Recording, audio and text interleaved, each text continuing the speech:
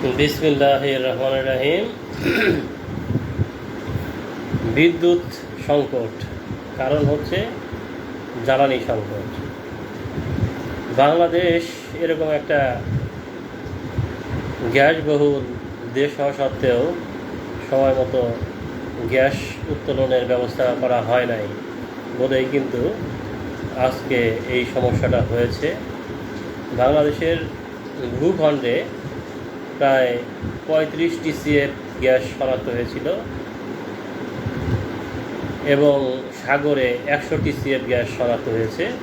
যদিও ভূখণ্ডের প্রায় 21-এর বেশি TCF গ্যাস ব্যবহার করা হয়ে গেছে এবং 2026-এর মধ্যে প্রায় আরও 7 TCF ব্যবহার হয়ে যাবে বলে জানা গেছে। এরপরেও ভূখণ্ডে কিন্তু 29 TCF গ্যাস এখনও আছে। শুধু একটি পূর্ব অংশে এই গ্যাসের জরিপ করা হয়েছে এবং পশ্চিম, উত্তর, দক্ষিণ কোথায়ও কিন্তু সঠিক এত গ্যাসের জরিপ করা হয়।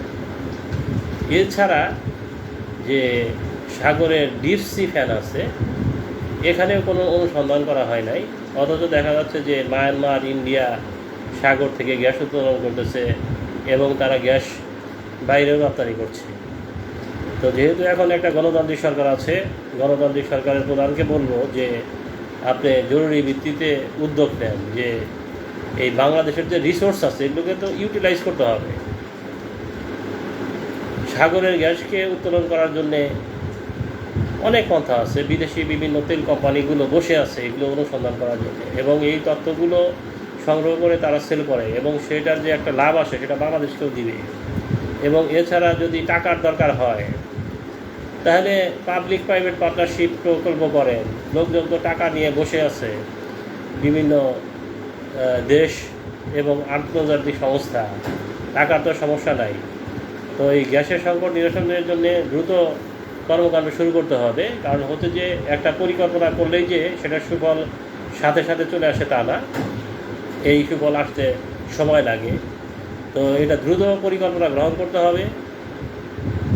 দেশে যে ফ্যাসিস্টদের আমলা আছে তারা কিন্তু একটা এদের বাধা সৃষ্টি করতে পারে, যেমন ইন্ডিয়ান গভর্নমেন্ট কিন্তু কোনো কাজ করতে পারে নাই এবং বর্তমান গভর্নমেন্টকে বলবো যে আপনারা কাজ করার জন্য যদি দরকার হয় ফ্যাসিস্টদের সরিয়ে ফেলে যারা ভালো লোকজন আছে এদেরকে নিয়োগ করেন এবং দ্রুত এই ধরনের কর্মকাণ্ড শুরু করে দেন।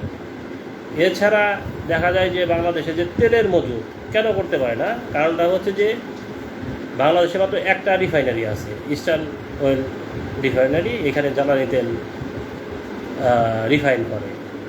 তো এরকম সারা দেশে 8-10টা করেন, এগুলো ইনভেস্ট করার লোকজন আছে। পিপিপি, পাবলিক প্রাইভেট পার্টনারশিপ এটা ওপেন করে দেন, দেখবেন যে হিরিক পড়ে গেছে এগুলো করার জন্যে। বাংলাদেশে এই ধরনের যদি অনেক রিফাইনারি থাকে তখন কি হবে, যে ক্রুড অয়েল আছে এগুলো যখন দাম কম থাকে তখন এগুলো তারা নিয়ে আসবে, এনে এগুলো রিফাইন করে মজুত করে রাখবে, যখন দরকার এগুলো সরকার ব্যবহার করবে। একটা সরকারকে তো 2 বছরের তেল মজুত রাখে, যে কোনো সংকট হইলে যাতে এগুলো ব্যবহার করা যায়। একটা স্মার্টলি গভর্নমেন্ট পরিচালনা করতে হবে। এরকম যদি এখন আধুনিক যুগ, এরকম বসে থাকলে হবে না। বাংলাদেশ একটা সম্ভাবনার দেশ, এই দেশে এবং বাংলাদেশ 12তম গ্যাসের মধ্যে। তো গ্যাসের উত্তোলন করে নাই, ফ্যাসিস্টরা করে নাই, এরা সুযোগ সুবিধা গ্রহণ করার জন্য আসলে কী করছে, এলএনজি আমদানি করছে, তারপরে জ্বালানি আমদানি করছে, করে এই গ্যাস দেখাইছে যে এই এলএনজি আমদানি করলে যে গ্যাস উত্তোলন করতে যে ব্যয় হয় তার চেয়ে কমে হবে। আসলে তা হয় নাই, কারণ হচ্ছে যে নিজস্ব ক্যাপাসিটি বিল্ড আপ করতে পারলে হবে কি, যে এই ধরনের যে যুদ্ধ হয় বা বিভিন্ন সংকট হয় তখন কিন্তু এগুলো কোনো রকম প্রভাব পড়ে না। তাই আমি বলবো যে বাংলাদেশে গ্যাস আছে, বিশেষ করে দেশে ভূখণ্ডেও আছে প্রচুর, এবং ডিপ সি ফ্যান থেকে কোনো গ্যাস উত্তোলনই করা হয় নাই। পাশের দেশগুলো গ্যাস উত্তোলন করতেছে, এগুলো যদি একটা অ্যাকুইফায়ার থাকে, এখন এগুলো ইঞ্জিনিয়ারিং টার্ম, তারপরে বলতেছে যে যদি একটা পাত্রর মতো যে মাটির নিচে বিশাল অ্যাকুইফায়ার, এটার একটা অংশ যদি মায়ানমারে থাকে, মায়ানমার গ্যাস উত্তোলন করা শুরু করে দিচ্ছে, আস্তে আস্তে কিন্তু মায়ানমারই সব উঠিয়ে নিবে। আবার অপর অংশে ইন্ডিয়া আছে, ইন্ডিয়া যদি আরেকটা অ্যাকুইফায়ারের একটা অংশ থেকে উঠাইতে থাকে, বাংলাদেশের গ্যাস চলে যাচ্ছে। এগুলো দেরি করা যাবে না, দ্রুত ব্যবস্থা নেন। ব্যবস্থা নিলে বাংলাদেশের ভবিষ্যতে যে এই বিদ্যুৎ সমস্যা এটা পড়বে না। কারণ হচ্ছে যে যত দিন যাবে বিদ্যুৎ সমস্যা বাড়বে। এগুলোকে তো একটা এই সরকারকে স্মার্টলি কাজ করে যে ভবিষ্যৎ প্ল্যান করে যাতে ভবিষ্যতে কখনো এই বিদ্যুতের সমস্যা না হয় সেদিকে খেয়াল রাখতে হবে। যেমন রূপপুরে একটা পারমাণবিক বিদ্যুৎ কেন্দ্র হয়েছে। আশা করছি যে এটা হয়তো 6 মাস পরে 1200 মেগাওয়াট আসবে, এখান থেকে গ্রিডে সংযুক্ত হবে। তো এর সাথে আরও 1200 মেগাওয়াট আসবে, 2400 মেগাওয়াটের। এরকম বিদ্যুৎ পারমাণবিক বিদ্যুৎ কেন্দ্র প্রত্যেকটা ডিভিশনে একটা করে ডিক্লেয়ার দেন যে কে করতে চায়, ইন্টারন্যাশনাল তাদেরকে ওপেন করে দেন যে ভাই আপনারা অফার দেন। কারণ হচ্ছে যে এই রূপপুরে যে পারমাণবিক বিদ্যুৎ কেন্দ্র করা হয়েছে এটা কিন্তু এই ফ্যাসিস্টের একটা দুর্নীতির আঁকড়া ছিল। এটা এই ধরনের কিন্তু পারমাণবিক বিদ্যুৎ কেন্দ্র করতে আপনার এত টাকার দরকার হয় না। 1,00,000 কোটি টাকার উপরে এইটা 1 লক্ষ কত প্রায় 12,000 কোটি টাকা এরকমের মনে হয়। যদি আপনি পিপিপিতে যান দেখবেন যে অনেক কম টাকায় লোকজন অফার দিচ্ছে। অতএব এটা গভর্নমেন্টের একটা ভালো কাজ করার সুযোগ আছে এবং দেখানোর সুযোগ আছে যে ফ্যাসিস্ট যে দুর্নীতি করেছে তারা যদি সঠিকভাবে কাজ করে, কম মূল্যে এই ধরনের কাজ করা যায়। এগুলো বসে থাকলে হবে না। প্রত্যেক ডিভিশনাল শহরে একটা করে পারমাণবিক বিদ্যুৎ কেন্দ্র করার জন্যে উদ্যোগ নেন এবং যদি টাকার দরকার হয় পাবলিক প্রাইভেট পার্টনারশিপের মাধ্যমে সার্কুলার করেন, দেখবেন যে বিদেশি অনেক সংস্থা এখানে এসে এগুলো কাজ শুরু করে দিবে। তো এগুলো পরিকল্পনা না করলে কিন্তু সরকারের অবস্থাও খারাপ হবে এবং দেশের অবস্থাও খারাপ হবে। তা আশা করব যে এগুলো চিন্তা ভাবনা করবেন। কারণ হচ্ছে যে গভর্নমেন্টের বিএনপিতে কিন্তু লোকজনের কোনো অভাব নাই, জ্ঞানী লোকজন এবং অভিজ্ঞ লোকজন প্রচুর আছে। দেখা যায় যে আপনি সার্চ করলেই পেয়ে যাবেন, এদেরকে দায়িত্ব দেন, দেখবেন যে আপনার কাজ করতেও সুবিধা হবে এবং এগুলো তো এক্সপার্টিস আছে, অনেক অভিজ্ঞ লোকজন আছে। দেখবেন যে আপনার এই পারমাণবিক সেক্টরে যদি প্রত্যেকটা ডিভিশনাল শহরে একটা করে আপনি পারমাণবিক বিদ্যুৎ কেন্দ্র স্থাপন করেন, দেশে বিদ্যুৎ সমস্যা থাকবে না, বিদেশ থেকে বিদ্যুৎ আনতে হবে না।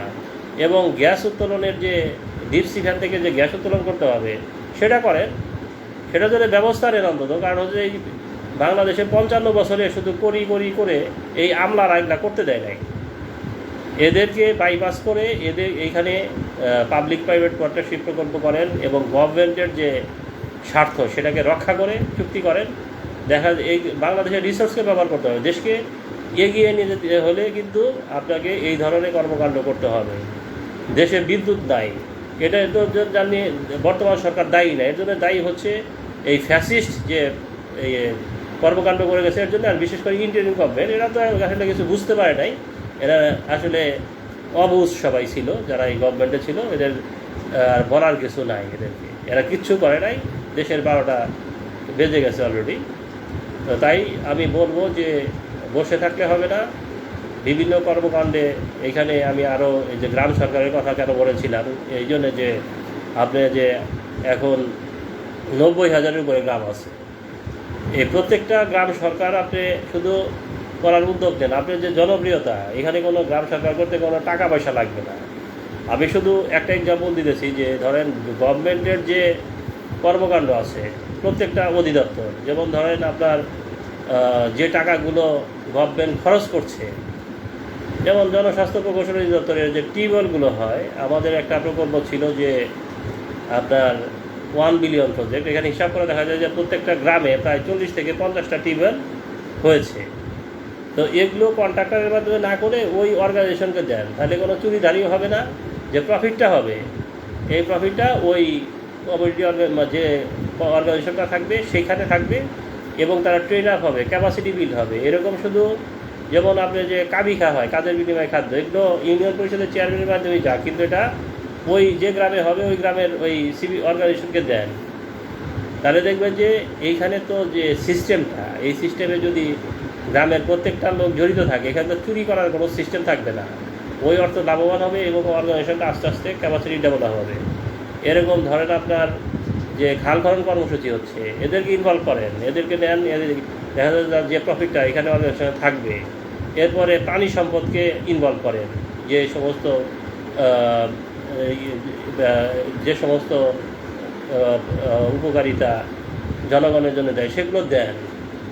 কৃষিকে ইনভলভ করেন। প্রত্যেকটা বাংলাদেশের যে 34টা মিনিস্ট্রি আছে, তাদের অধিদপ্তর অনেক আছে, সেগুলোকে প্রত্যেকটাই এই গ্রাম সরকারকে ইনভলভ করেন। তাহলে আপনার এই 90,000 ইউনিট দাঁড়িয়ে যাবে। এইখানে আপনার যে ড্রেনেজটা হচ্ছে, সেই ড্রেনেজের কিছু অংশ টাকা এখানে থেকে যাবে এবং তাদের ক্যাপাসিটি বিল্ড আপ হবে। ওইখান থেকে দেখা যাবে যে তারাও এই পাবলিক প্রাইভেট পার্টনারশিপের মাধ্যমে প্রচুর কাজকর্ম করতে পারছে। তো যাই হোক, এই গভর্নমেন্টকে যে জন্য আজকে প্রায় 4-5 ঘন্টা ইলেকট্রিসিটি নাই, এতে কাজের বিভিন্ন সমস্যা হয়েছে। এই জন্যই আজকের ভিডিওটা করা। আপনাদের প্রতি রিকোয়েস্ট যে বাংলাদেশে একটি আসলে গ্যাস আছে, এগুলো অনুসন্ধান করে গ্যাস উত্তোলনের ব্যবস্থা করেন এবং জ্বালানি তেলের জন্য প্রয়োজনে যেখানে সম্ভব আরও প্রায় আপনার যেগুলো এখানে একটা আছে, একটার জায়গায় আপনি 10টা করেন। এদের মাধ্যমে এদেরকে আপনি বলেন যে ভাই আপনারা করে দেন, জিটিসি করেন অথবা পিপিপি করেন। ওরা এখানে তেল নিয়ে আসবে এবং একটা রেট ফিক্স আপ করে দেন, এনে রিফাইন করে তারা এগুলোকে রিজার্ভ করে রাখবে। গভর্নমেন্ট তাদের কাছে কিনে নিবে, একটা চুক্তি করলেই তারা করবে। তো এগুলো চিন্তা ভাবনা করতে হবে। এই দুইটা সেক্টরকে উন্নয়ন করলে আশা করি যে সামনে বিদ্যুৎ সমস্যা সমাধান হবে। তো ধন্যবাদ সবাইকে আজকে শোনার জন্যে। আল্লাহ হাফিজ।